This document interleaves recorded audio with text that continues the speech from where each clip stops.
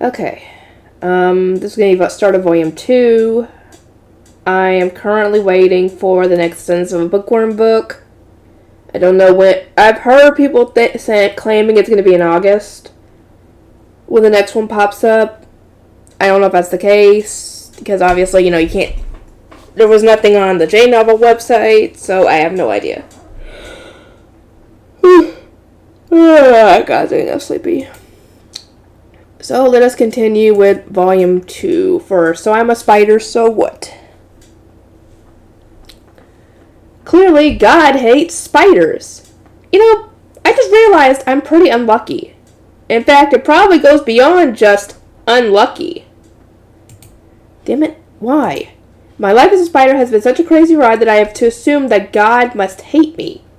I mean, wouldn't most normal people go crazy if they were suddenly reborn as an 8-legged monster for no apparent reason? Not to mention that my second place of birth is this place, the Great Elro Labyrinth, the largest dungeon in this other world. All the monsters here are crazy strong too. It's definitely an awful eat-or-be-eaten world. I was doing alright for a while since I'd managed to use my new spider skills to make a little home for myself, but then a bunch of humans suddenly burned it down. So is this recapping what happened last volume, I guess? After that, I wandered around the labyrinth before accidentally falling into the lower stratum, which has a much higher difficulty level than my original haunt in the upper stratum. Down there, this ridiculous monster called an earth dragon assaulted me, and I barely managed to escape in one piece. Then I had to somehow make my way through an area packed with monsters that could kill me without breaking a sweat if I even thought about fighting them. And then you fought all those monkey monsters and barely managed to survive. And then, that monkey army. A mob of monkeys attacked me like I was their worst enemy for whatever strange reason because you killed one of their own and they hold a grudge for life. They're relatively weak compared with the other monsters in the lower stratum, but even individually, they're still way stronger than me. And a whole horde charged me all at once. I was like, is this some kind of joke? I was literally fighting for my life. If my counterattack failed, I seriously would have died. Really, I think I deserve some praise for surviving that crisis if I do say so myself. Yeah, good job, me. Yeah, I really worked hard. So how could I possibly deserve this kind of treatment? I don't know if God exists or not, but if so, I'd like to lodge one complaint. Isn't this a bit much? A sea of red-hot magma is bubbling in front of me. When did you get there? Okay, let's turn back the clock a little. Yeah. Let's get back to the present time when we had just ended off in the last volume, to where she had just finished killing all the monsters. I had just finished wiping out all those monkeys when I noticed something. It was a little hot. At first I wondered if my body temperature had risen following my battle, but that didn't seem to be the case. Is that a thing that happens to spiders even? Okay, not important. The real problem was a sudden change in temperature, which I'd never experienced before. It didn't seem particularly dangerous. The only monsters in sight were the corpses of all these monkeys. I mean, dude, I'd start eating and replenishing your stamina and then try and figure out what you want to do for evolving. It didn't seem like a fire dragon had appeared as a sequel to the earth dragon or anything, so why was it blazing hot? Then, as I looked around, I spotted something, an area sloping upward. Yes, upward. I'll say it again. Upward. After that long fall from the upper stratum, I had spent a while in the lower stratum. And now there was a path leading straight back up. That could only mean this was the path out of the lower stratum and into the middle stratum. Yahoo! It was my chance to escape the extreme danger zone. With that thought in mind, I suddenly scaled the incline. I would have waited or at least found a higher area to try and rest. But whatever. And at the top, I encountered a vast red vista. And that brings us back to the present. What? What's going on here? I don't get it. No, it can't be. Why is there magma here? How can there be magma underground like this? What? Dude, did you forget about science class? No, geography, sorry, geography. Well, I guess it's a dungeon beneath the surface, so maybe it makes sense, but unreal! Wait, it's so hot. My HP is actually dropping. Get down, get back down there until you rest and recover. The temperature isn't just a little warm, it's scorching. Something feels hot near my rear. Ah! The thread coming out of my butt's on fire! Put it out! Or at least cut it off! Woo, that was close. My behind came this close to combusting. I guess it's on me for not realizing I had silk trailing from my butt again, but still, I can't believe it ignited. It's not like the whole place is covered in magma either. There seems to be patches of solid ground I can walk on, but how am I supposed to navigate a place like this when it's already boiling at the entrance? Someone bring me a cold drink, please. Huh? There's a monster in the magma. It looks like a seahorse with arms and legs just swimming in the stuff. Okay. I'm a bit scared to look, but I better appraise it. Elro Gunner Rush, level 7. Status, HP 167 out of 167 green, MP 145 out of 158 blue, SP 155 out of 155 yellow, 156 out of 165 red. Status appraisal failed. Oh, I got to see its status on the first try. Lucky me. Going by these numbers, it isn't really all that strong. Still, it's stronger than me. Guess I might as well investigate further with a double appraisal. Elro Gunner Rush, a lesser word-type monster that lives in the Great Elro Labyrinth, middle stratum. Okay, so she is in the middle stratum. Okay. It's just another part of the middle stratum that she wasn't in before. No, wait. She ended up going from the upper stratum straight to the lower stratum. So she was never in the middle stratum. So this is what the middle stratum is, which is the lava area. Great. It manipulates flames and is protected by them. There it is, Great Elro Labyrinth, middle stratum. So this really is the middle stratum. Great Elro Labyrinth, middle stratum, an area located between the upper stratum and the lower stratum. The terrain of the entire area is scorching hot with flaming, glowing magma. Many monsters with resistance to fire inhabit it. For real? Wow, there's no way. The whole middle stratum is like this? And I have to go through this to get to the upper stratum. How the hell am I supposed to do that? Terrain that hurts me just by stepping on it. Rivers and ponds of magma that would incinerate me if I fell in. And if the monsters that live here are resistant to fire, does that mean they might very well be able to make fire too? I would assume so. Some of them anyway. Do you know my spider skill's primary weakness? You do, since it just burned up a little while ago, right? It's fire! Seriously, what am I gonna do? Me without my thread is like Nato without the Bacillus subtilis natto bacterium. Huh? Reference, please? That wouldn't even be fermented oh no, never mind. That's just, I guess a scientific term for fermented beans. That wouldn't even be fermented beans anymore. That's rotten trash. That's how useless I am if I can't use my silk. It's not much of an exaggeration to say my spider thread is the only reason I survived this long. You might want to go back to the lower stratum for a bit, at least until you evolve, because I think you're about ready to evolve at this point. Without it, I can't make webs, can't trap enemies, I can't do anything! The seahorse noticed me while I was lost in thought, or I just totally met just now.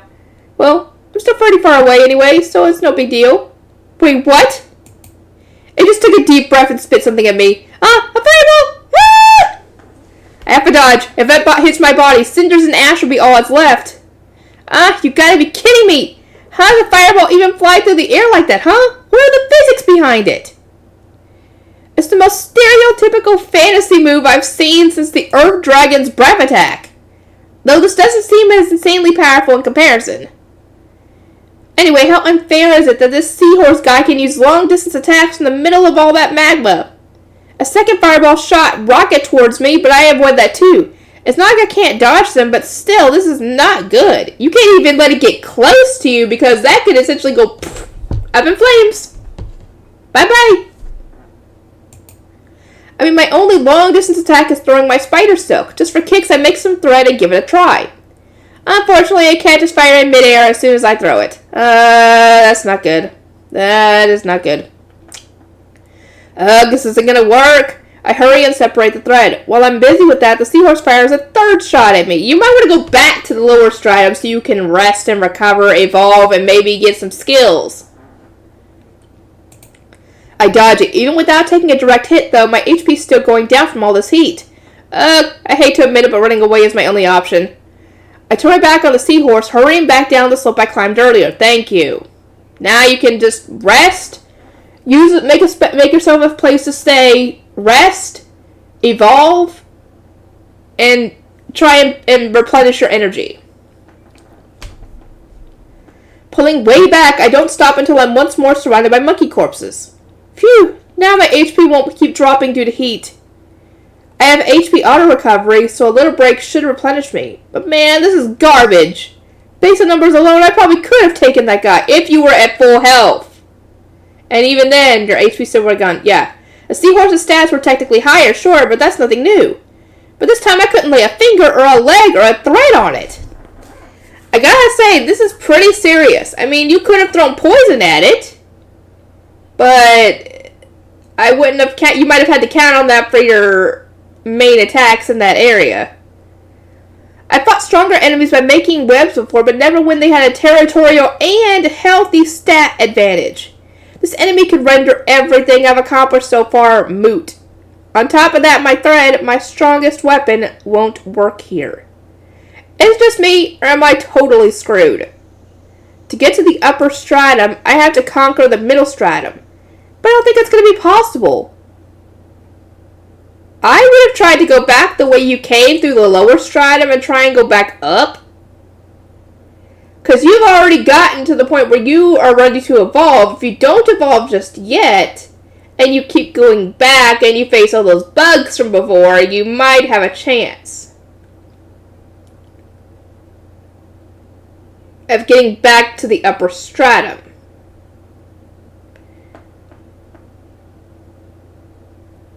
Should I look for another way then? The only other route I know is through that bee-infested pit. That's what I'm saying. Plus, wouldn't that mean going back to where that earth dragon hangs out? I mean, that doesn't mean the earth dragon hangs out there. It was probably just there. Nope. No, thank you. Not gonna happen. Okay, so that's out then. So should I find another opening? Are there any other convenient shafts like that? It's not out of the question. I caught bees in my web when I was still in the upper stratum and saw a similar hole somewhere else, so maybe the bees have a nest there too? But there's no way of knowing for sure. I think the main nest is probably in that area you were in before, considering how many were probably there. So should I try to push through the middle stratum? Or should I explore the lower stratum some more, searching for another tunnel that may or may not exist? What should I do? Well, I guess I'll put that aside for now and focus on evolving first. Thanks to the huge amount of EXP I gained from defeating the monkey swarm, yeah, my level instantaneously went way up. It's not like I completely slipped my mind when I found the uphill slope and got ridiculously excited, okay? I definitely did not forget. You forgot. Evolving entails an involuntary loss of consciousness. So attempting it in the lower stratum where so many dangerous monsters lurk requires some bravery, but it's not like I won't even try. Yeah, you might want to make yourself a nest and evolve in there. For one thing, I'm concerned my ability to level up may be capped. Despite killing all those monkeys, my level didn't go higher than 10. There are monsters there that are in their 20s level-wise, so I'm guessing it's not capped. It's probably just a ridiculous amount of experience needed to go to level 11? Maybe? It'd be one thing if I simply hadn't gained enough experience to boost it, but what if my species has level restrictions that won't let me advance further unless I evolve? If this were just a game, I could test it by trying to level up once before evolving, but my life is on the line here. I don't really want to risk dying for the sake of an experiment. Anyway, I have two options for evolution, Terratect and small poison Terratect. Which should I choose? Since the small part of my current name is missing from the Terratect evolution, I'm guessing that choice will make me bigger. The first time I evolved, I had the option of going from small lesser Terratect to lesser Terratect, so it's probably safe to assume that I just grow if I pick this one. The real problem is the small poison Terratect option. Since it adds the word poison, it must strengthen my poison specialty, right? And I mean, that's what got you through this monkey fight, pretty much. Man, it's times like this I really wish I could appraise my species options. Wait, appraisal! Glancing at my status, I noticed something strange. At the bottom of the stat list, the words evolution available were displayed in blinking letters. What's this? I'll try double appraising it. Available evolutions, Terratect or small poison Terratect. Whoa, appraisal! Are you for real? Holy crap, since it's being displayed in letter format, that means I can double appraise it. Now I can appraise the species I can evolve into. Appraisal is getting so useful that it's starting to scare me. Anyway, I'll investigate my choices right now. Terratect, a standard adult of the spider-type monster species Terratect, a carnivore with poisonous fangs. Small poison Terratect, a rare young species of the spider-type monster species Terratect, has extremely powerful poison. Yep, I've made up my mind. It's gonna be the poison one. I mean, it's a rare species. Rare! Who would choose a standard species over a rare one? Am I right? I mean, yes, if you're a gamer, you definitely would choose the rare one. And with that, I hurriedly construct a simple little home on the wall. Time to evolve! Good night! And good morning! Looks like I woke up all night. Alright. I survey the area for my humble home. All I can see are the corpses of the monkeys, no other monsters. Nice, nice. Since I seem to be safe, let's look at my post-evolution status, shall we?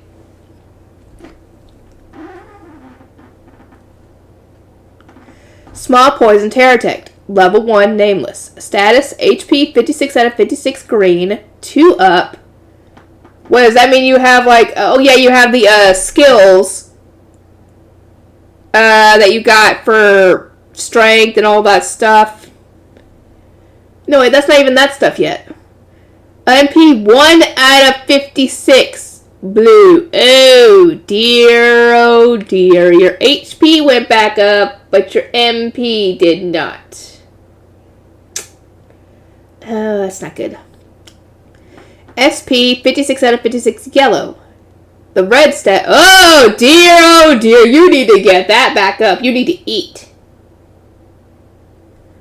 1 out of 56 red. And it's 2 up on all those. Average offensive ability 36, 2 up. Average defensive ability 38, 2 up. Average magical ability 27, 1 up. Average resistance ability 27, 1 up. Average speed ability 537, 21 up. Yeah, your abilities are, your skills for those abilities are making that, yeah. Wait, what? Where did you get the MP one, though? Because the HP is probably the HP auto recovery, but where did the MP come from? I don't know. Skills, HP auto recovery, level 3. Poison attack, level 9, new. Poison synthesis, level 3. Spider thread, level 9, 3 up. Or 1 up, I'm sorry, 1 up. Cutting thread, level 4. Thread control, level 8, 1 up. What's the 1 ups? I don't know. Throw, level 3. Concentration, level 5, 1 up. Hit, level 4. Evasion, level 2. Appraisal, level 8, 1 up. Detection, level 4. Stealth, level 6. Heretic magic, level 3, 1 up. Shadow magic, level 2. Poison magic, level 2, 1 up.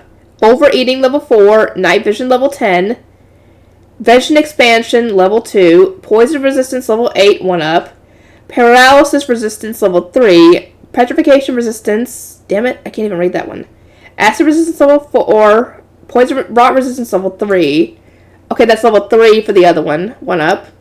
Faint resistance, level 2, 1 up. Fear resistance, level 6. Heresy resistance, level 2, 1 up. Never meant that one. Pain nullification. Pain mitigation, level 6. Life, level 2. Magic mass, level 2. Instantaneous, level 2. Persistent, level 2. Herculean strength, level 1. Sturdy, level 1. Skanda, level 2. Taboo, level 2. And the other one is unintelligible. Skill points, 200. Ooh, there's some kind of new up. display. This must be because my appraisal level went up, right? There's a skill point display now too, and appraisal seems to be working happily. Does the up thing compare it with before evolution, maybe? I have no idea, dude. Awesome, my stats got better, just a little bit. I thought they might rise a little more dramatically since I evolved into a rare species, but I guess not. Well, I mean, you're still at level 1, so... Although my speed is stupidly high as usual. Well, that's fine. My stats haven't changed that much in all this time. My skills certainly have, though. Those improved while I was fighting the monkeys, too, so I got a bunch of new ones. Poison Fang turned into Poison Attack somehow. Thanks to appraisal, I know what changed at a glance, but it's still pretty inconvenient. Whoops, my SP went down from evolving, and also I better eat some of my monkey stash and refuel. I'll keep checking my status while I eat. I knew my SP would go down, but it looks like my MP did too. That didn't happen last time I evolved, so I almost didn't notice. Since I need it for poison synthesis and thread control and stuff now, I have to start paying more attention to my MP now. Man, poison synthesis really saved my hide in the monkey battle before. Oh, it did. That's why it's a good thing you picked the poison one. When I first picked it up, I thought it was kind of strange, but it's surprisingly useful. I'll probably rely on it more from now on. Yeah, especially since you have to go to the middle stratum. Speaking of poison synthesis, since it leveled up, the field's amounts of damage and duration have been added. Apparently, I can now control how strong my poison is and how long it lasts. So if I want the enemy to suffer for a long time, I can extend the duration, and if I want to do a lot of damage all at once, I can add to the power. Basically, I can customize my poison as much as I like. However, the degree to which it can be customized is apparently dependent on the skill level. When I tried customizing my spider venom, the power and duration wouldn't go past 9. Boy, that spider venom is strong. Speaking of poison, let's appraise that poison attack thing now. Since Poison Fang is gone and now I have this, it must be a variation of Poison Fang, right? Poison attack. Adds the poison attribute to attacks. Huh? That's the whole explanation? Wait, isn't that kind of a crazy effect? Does that mean I can add poison to all my attacks now? In that case, can I also poison my threads? Ooh, good question on that, but you need to eat first and replenish your magic before you try that. What a crazy skill. I'll have to try it as soon as my SP recovers. Ah! My silk burns in the middle stratum, so I can't use it. No! I got such a wonderful skill, but it's useless. Alright, let's put that aside for the moment. The last poison-related skill is poison magic, right? I'm sure I can't use this anyway, but its skill level went up too. Now I have the Poison Shot spell. It's a magic spell that lets you fire a ball of poison. This is a long-range attack, isn't it? I think back to the seahorse in the middle stratum. To defeat it, I'll have to either drag it out of the magma or shoot it with a long-range attack. Dragging it from the magma would be pretty much impossible with the means currently at my disposal. As for long-range attacks, since I can't use my thread there, all I'd be able to do is throw whatever rocks I could find. Even with the throw skill, tossing a rock with my low stats definitely wouldn't be enough to put a dent in a monster.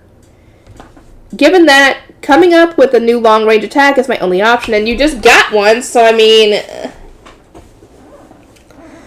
all things being equal, this new...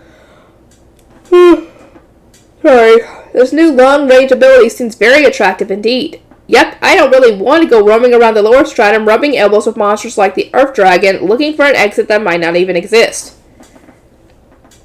That settles it then. I'll push on through the middle stratum. Besides, having proven so ineffective against that magma seahorse still irks me. My pride won't allow me to just ignore the middle stratum and search for another route now. I'm totally getting my revenge. At first, I'll spend some time here strategizing countermeasures. I'll have to find some way to avoid taking damage from the heat of the middle stratum. Then I'll acquire a long-range attack. Once I clear those hurdles, my conquest of the middle stratum will commence.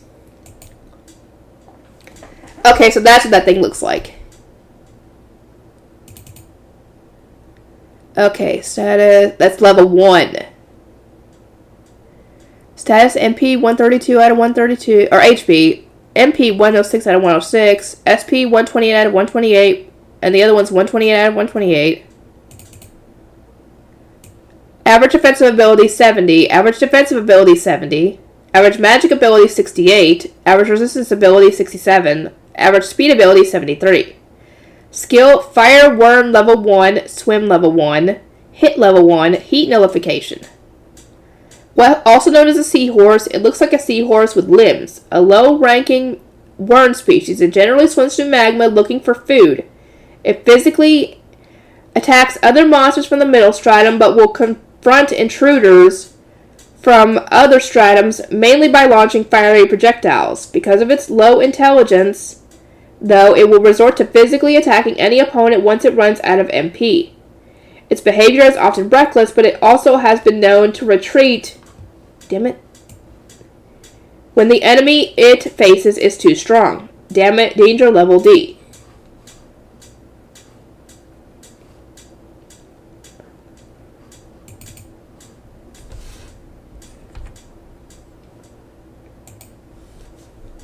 Okay, hold on, let me just make sure. Okay. Hero Party. Led by our guide, Mr. Goyev, we press on through the Great Elro Labyrinth. The reason for our excursion this time is a report of an unusual pterodactyl, a spider-shaped monster species. Our job is to hunt it down. However, Yana, would you let go of me, please? No, thank you. You know how much I hate bugs, don't you, Julius? Yana, a saint, clings tightly to my clothes. She is literally dragging me down. She's always hated bugs, so this is her usual reaction whenever we face off against insect-type monsters. The Great Elro Labyrinth is home to many such foes. And to top it all off, Yana's afraid of the dark. Oh, God. Clearly, this is the last place she wants to be. Yana has an unparalleled gift for light magic and recovery magic, but she isn't in any state to use them at the moment. See, this is why I said you should stay behind. You're just going to hold us back.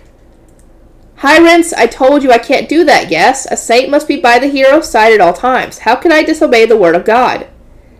Hyrant stares at Yana in disbelief.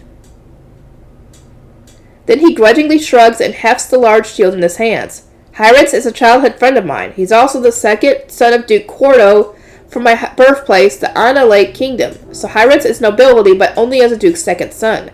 I am also royalty, but the son of a concubine and second in line for the throne.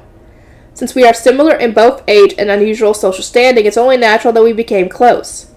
Beyond those ties, Hyrants is second to none in putting up an iron defense. With a shield in his hand, so even after I became a hero, he stayed by my side as a powerful warrior. He's very reliable and my best friend, even if he does have a bit of a sarcastic streak.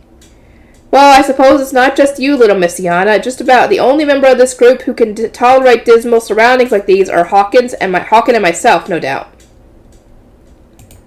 You know, boss, I can't say I blame you for assuming that, but I ain't actually all that fond of places like this either. Jeskin and Hawkins share a quick exchange. Wait, really? Yep, I've always done my best thieving from other people, you see. I can sniff out a fishy business deal with no trouble at all, but I ain't so good with dark caverns and the like. Why would you bring a thief down here? Hawken is a former thief who had apparently been caught and made a slave before being picked up by Jeskin. Though a former thief, Hawken had lived in with the code, stealing only from corrupt aristocrats and sharing the wealth with the needy, so essentially like a Robin Hood.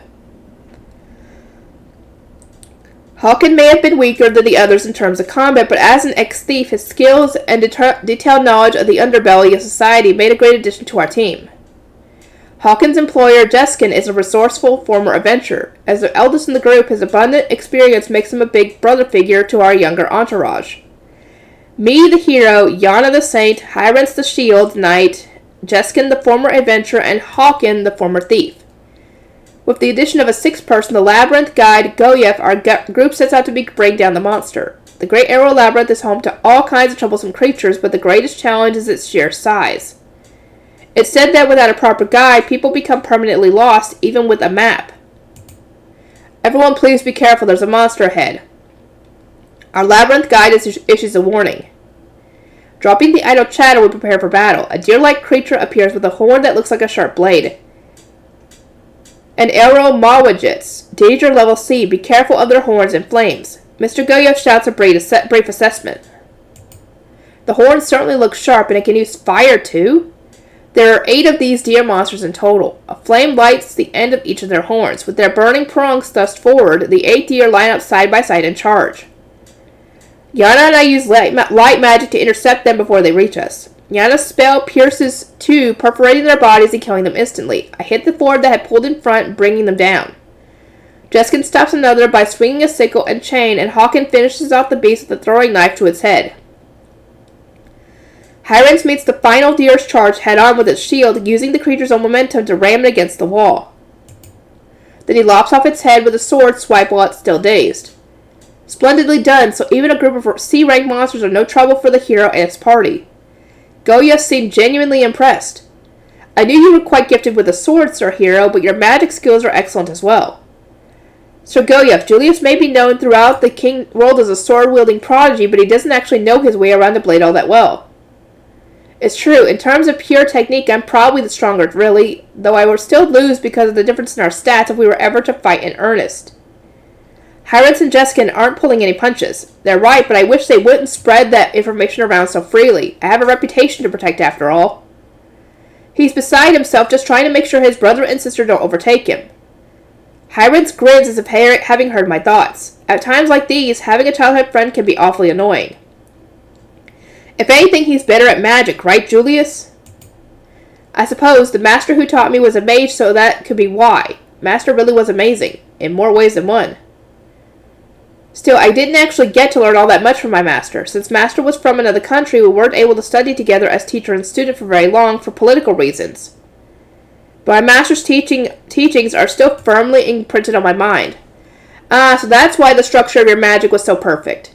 That's right, even though he's a hero and I'm a saint, Julius is somehow even better at magic than I am. Since the whole point of my existence will be rendered meaningless if he uses too much magic, I've asked him to refrain from using it outside as much as possible. Julius, you know you don't have to listen to this foolish woman, right? Who are you calling a fool? Watching Yana and Hyrens go at it like a comedy duo, I can't help but smile. Meanwhile, Jeskin and Hawken had finished breaking down the monster corpses. Mr. Goyev, can we get anything else off these beasts besides meat and the horn? It'd be ideal to take the whole body since the hide and such are usable too, but that's not very practical, so yes, that should be enough. The horn can be used to make an excellent knife.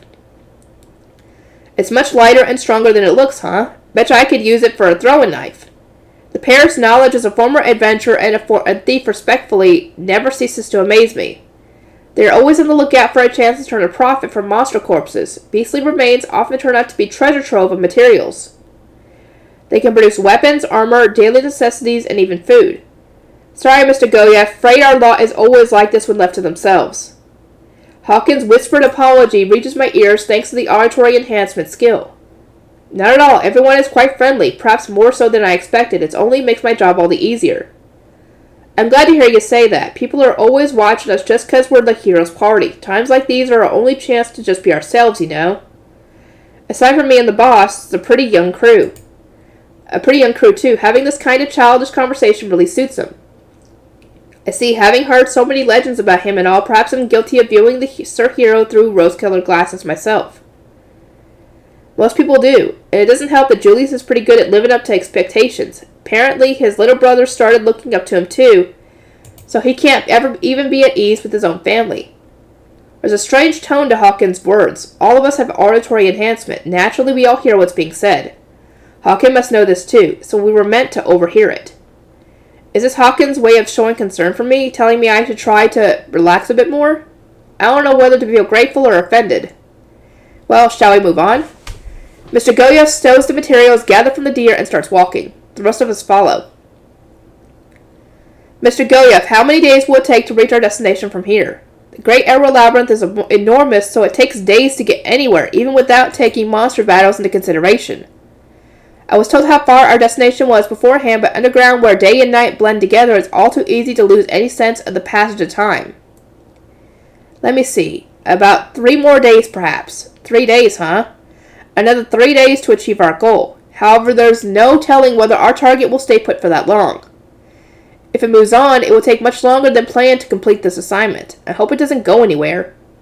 Indeed, especially since the area where the creature was sighted is so close to the middle stratum. If it flees there, we won't be able to follow, of course. It's no place for human beings to enter. But since Terratechs are vulnerable to fire anyway, it's preposterous to think one would enter the middle stratum. Oh boy. I nodded agreement with Goyev, and we kept walking toward our destination. Y'all don't know, this is a very special Terratech that y'all are dealing with.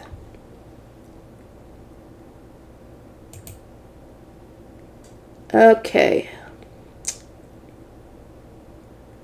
I think I'm gonna go on ahead and end this part off here. I'm sorry it's not very long, but I will get to make the next part longer next time, which will probably be tomorrow. And I'll see you guys in the next video.